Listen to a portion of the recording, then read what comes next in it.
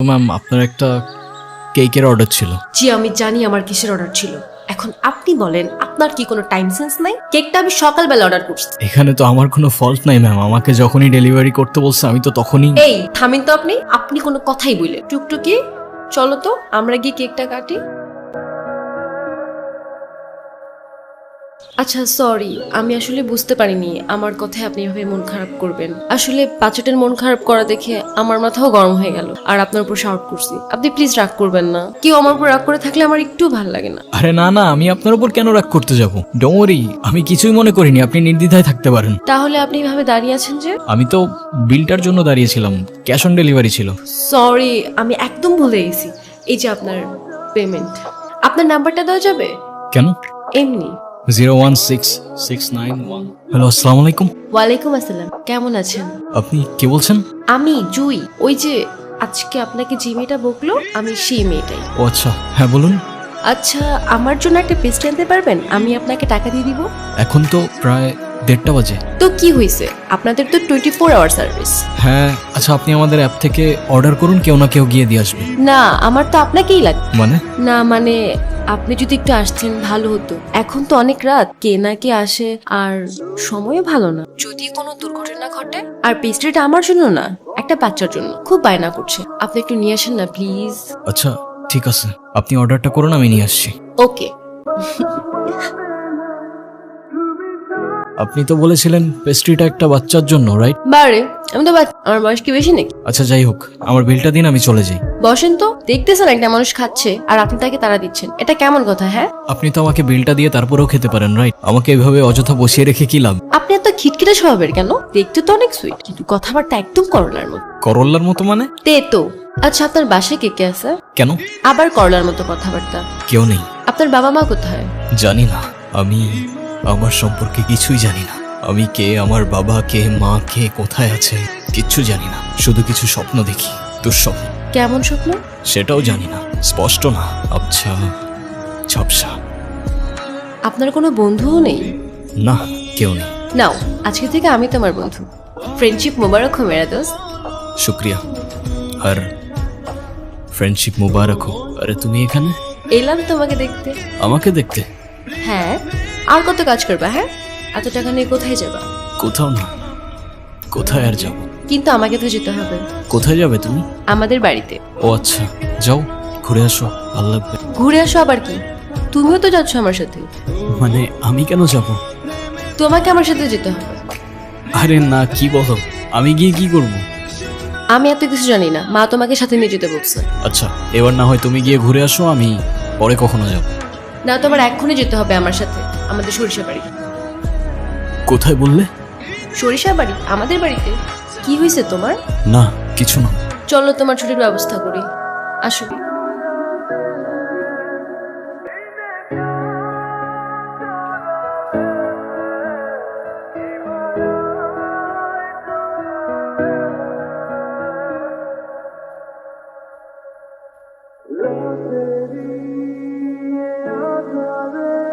ওর কথাই তোমাদেরকে বলছিলাম। সেটা তো ঠিক আছে। তা বাবা কেমন আছো তুমি? আসতে কষ্ট হয়নি তো? জি আলহামদুলিল্লাহ ভালো। আর না আসতে একদমই কষ্ট হয়নি। আপনারা সবাই ভালো আছেন তো? ভালো আছি। জয়ের মা, ওরা অনেক দূর থেকে এসছে। তুমি ওদের জন্য খাবারের ব্যবস্থা করো। কি দেখছো? সবকিছু কেমন যেন পরিচিত লাগছে। মনে হচ্ছে এখানে, এই গ্রামে আমি আগেও এসেছিলাম। তাই নাকি? তো কবে এসেছো শুনি? জানি না। ও সব জানে, না জানার ভান ধরছে। স্যার ওরে কি খাইয়া দিমু? এখন কিচ্ছু করতে হবে না, সময় সুযোগ মতো সবকিছু আমি দেখবো। তুই খালি ওর দিকে নজর রাখ। ঠিক আছে স্যার। আচ্ছা আমাদের গ্রাম সুন্দর, আই মিন অসম্ভব সুন্দর। তাহলে তোমাকে এত আনমনে লাগছে কেন?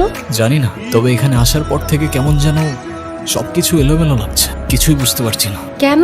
সেটাও জানি না। আচ্ছা আমাকে একটা কথা বলো তো, হুম, আমার ফেসের সাথে কি তোমাদের এখানের কারোর চেহারা মেলে? অবশ্যই মেলে। আমার চোখ শোকনের চোখ। কিন্তু দাদা, এক স্যার তো অনেক মানুষ আছে এই দুনিয়াতে। হ, আমিও শুনছি, কিন্তু একই দেশে কি থাকে? আছে তো, ওই যে ইন্ডিয়াতে শাহরুখ খানের কপি, সালমান খানের কপি। আমার মনে হয় আপনারা যারা খুঁজতেছেন এই ভাইও সেই লোকের কপি। আসলেই হ্যাঁ, এখন এত কিছু চিন্তা বাদ দাও। সন্ধ্যা হয়ে যাচ্ছে, বাড়ি যেতে হবে, চলো। সন্ধে হলেই বাড়িতে যেতে হবে কেন? কারণ আমাদের এখানে সন্ধ্যা নেমে আসলে ভূত আসে। বিশ্বাস করো না তো? হুম, ওয়েট।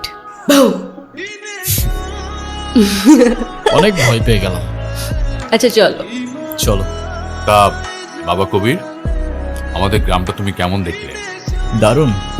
আপনাদের গ্রামটা বেশ সুন্দর, তবে আমার কেন যেন মনে হচ্ছিল এখানে আমি আগেও এসেছি। সবকিছু কেমন যেন আপন আপন মনে হচ্ছিল। ঢাকায় তোমার কে কে আছে, আর তুমি করো কি?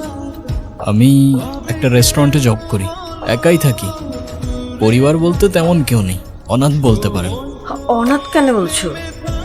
আমরা আছি না, আমি আছি না।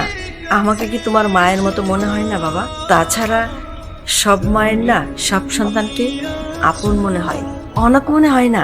আজ থেকে তুমি আমার সন্তানের মতো, কেমন? এই বাড়ির দরজা তোমার জন্য চিরদিনের জন্য খোলা। তোমার যখন প্রয়োজন তখন তুমি আসবে, এবং তোমার যা প্রয়োজন তুমি আমার কাছে চাইবে, কেমন?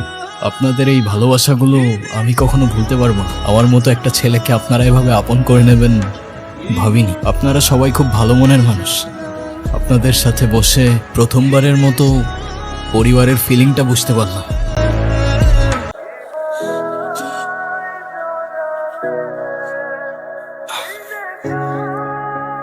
এখানে ঘুমাচ্ছ কেন? রুমে গিয়ে ঘুমাও। আচ্ছা ঠিক আছে। জুই, হুম, থ্যাঙ্কস থ্যাঙ্কস কেন? সব কিছুর জন্য। তুমি এখানে কেন আসছো?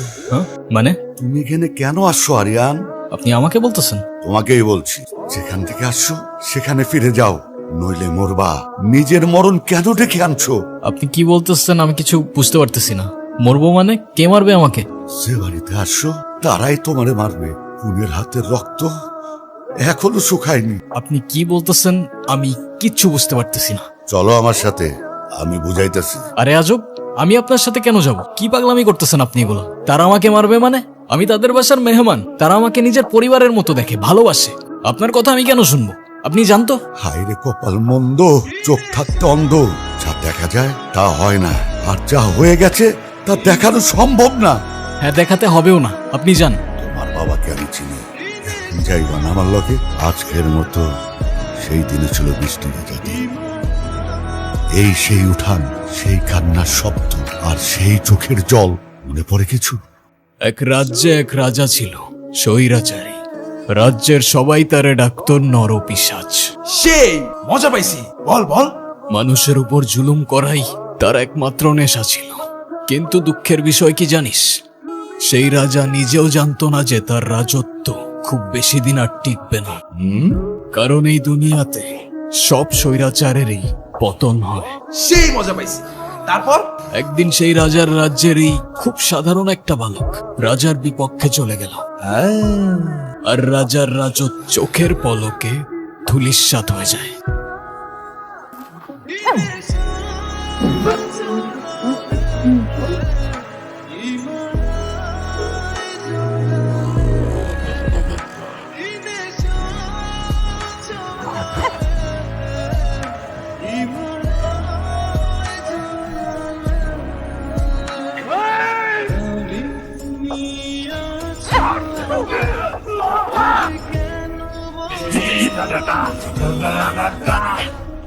শুনছো, আমার না খুব চিন্তা হচ্ছে। কেন? মনসুর তো রাতে বাসায় আসেনি, আর ও তো বাড়ির বাইরে থাকার মানুষই না। বাড়ির কেউ ওর খবরও জানে না। কি বলো? হ্যাঁ, হ্যাঁ, ফোনও তো অফ, ধরতেছেন না। ও অনেকবার ফোন দিয়েছে।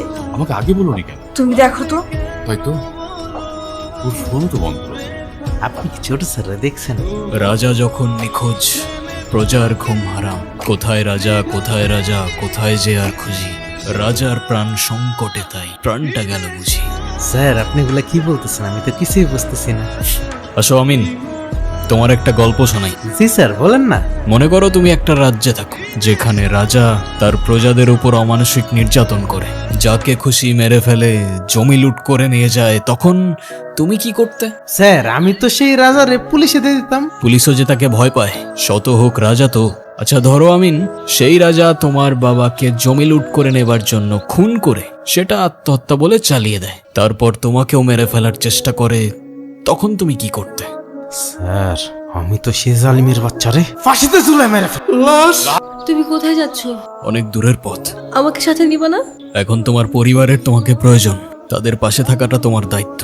তাহলে শহরে এসে দেখা করব আমি তোমার সাথে, তোমায় কল করব আমি। আমি হয়তো তোমাকে বোঝাতে পারিনি জুই, আমি তোমার জন্য না। তোমার জীবন আমার জীবন, তোমার পথ আমার পথ অনেকটাই আলাদা।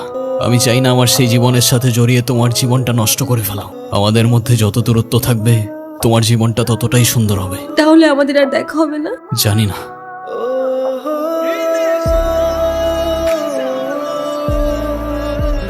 কবির, আমি তোমার জন্য অপেক্ষা করব।